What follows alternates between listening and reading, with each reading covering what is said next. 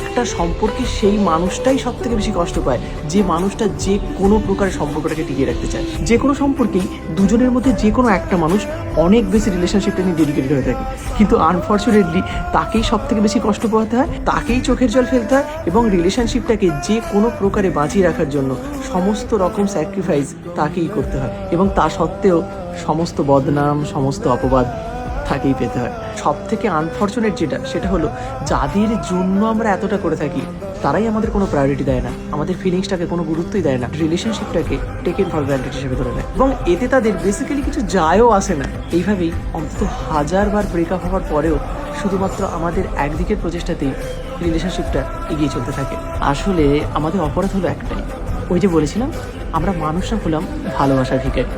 যেখানেই আমরা একটু ভালোবাসা পাই সেখানেই আমরা অভাগার মতো পড়ে থাকি আরেকটু ভালোবাসা পাওয়ার অপেক্ষা।